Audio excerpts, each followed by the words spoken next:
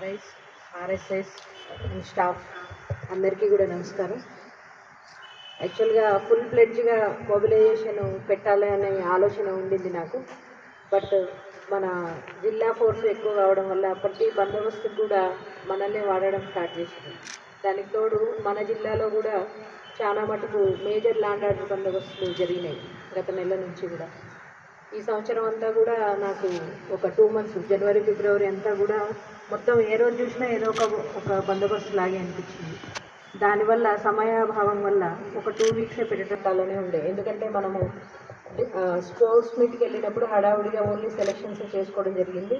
But ఇది కంటిన్యూగా అంటే మళ్ళీ చేస్తాను ఖచ్చితంగా. స్పోర్ట్స్ మీట్ అండ్ మనకి ఏదైతే బడాఖానా మన కస్టమ్స్ ఏవైతే ఉన్నాయో అవి ఖచ్చితంగా ఫాలో అవ్వాల్సింది. ఈరోజు కూడా మన సోదరులు చాలామంది బందోబస్తులో ఉండడం వల్ల ఈరోజు వద్దని అనుకున్నాము.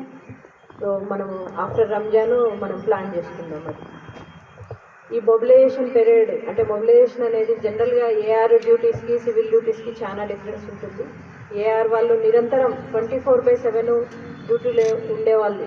అంటే ఒక డిస్ట్రిక్ట్ ఎస్పీకి ఒక యూనిట్ ఆఫీసర్కి ఐస్ అండ్ ఇయర్స్ ఎస్బీ అయితే హ్యాండ్స్ మీరు లేకపోతే నేను ఏ బందోబస్తు కూడా చేయలేను.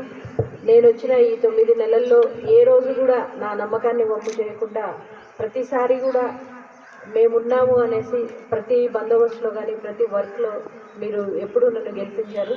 దానికి గెలిపించలేదు. అది నాకు చాలా సంతోషంగా ఉంది. ఎస్పెషల్లీ ఏఆర్ ఫోర్స్లో ఎక్కడ కూడా ఇండిసిప్లిన్ యాక్టివిటీ అనేది నేను ఈ రోజు వరకు నోటీస్ చేయలేదు.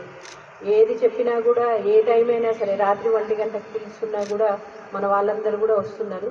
మీరందరూ కూడా ఈ డ్యూటీస్లో మునిగి తేలుతూ ఉన్నారు. ఈ మొబిలైజేషన్ పర్పస్ ఏంటంటే డిఫరెంట్ డ్యూటీస్లో కనీసం మీరు మీ బ్యాచ్మేట్స్ని మీ కొలీగ్స్ని కూడా కలిసి ఉండకపోవచ్చు. ఫ్యామిలీతో కూడా సరిగ్గా మనం టైం స్పెండ్ చేయకపోవచ్చు.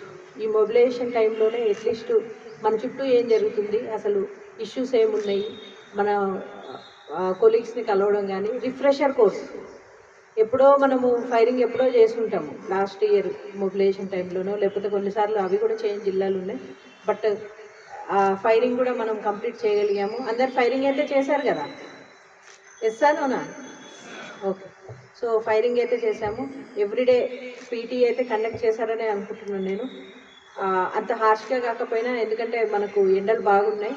అట్లీస్ట్ ఒక రొటీను అంటే సిస్టమేటిక్ రొటీన్, డిసిప్లిన్ రొటీన్ అయితే మీకు ఈ 2 weeksలో ఫామ్ అయిందని అనుకుంటున్నాను. సో ఈ 2 weeksలో మీరు ఏదైతే నాలెడ్జ్ గెయిన్ చేశారో అది రిఫ్రెష్గా ఉంచుకుంటూ నెక్స్ట్ 1 year వరకు, నెక్స్ట్ ఇయర్ మాత్రం మనం పక్కాగా 1 month ప్రాపర్ మొబిలైజేషన్కి వెళ్దాము. సో దట్ మీకు ఎక్కడెక్కడైతే వీక్ పాయింట్స్ ఉంటాయో, మీకు ఎక్కడెక్కడైతే అవసరం ఉందో అవన్నీ కూడా అంశాలన్నీ కూడా మీకు ట్రైనింగ్ ద్వారా కావచ్చు, క్లాసెస్ ద్వారా కావచ్చు చెప్పించడం జరుగుతుంది. నెక్స్ట్ ఇయర్ మాత్రం ఏమి కాంప్రమైజ్ కాకుండా ఫుల్ ఫ్లెడ్జ్ మొబిలైజేషన్ మాత్రం ఖచ్చితంగా చేయిస్తానని చెప్తున్నాను. ఈ సందర్భంగా మీ అందరికీ కూడా ఈ మొబిలైజేషన్ కంప్లీట్ చేసినందుకు శుభాకాంక్షలు తెలుపుతూ, ఎవరైతే బెస్ట్గా పెర్ఫామ్ చేస్తున్నారో వాళ్ళందరికీ కూడా ప్రతిసారి నేను మీ అడిషనల్ ఎస్పీ గారికి, మీ డిఎస్పీ గారికి, మీ ఆర్ఐలందరికీ కూడా చెప్తున్నాను.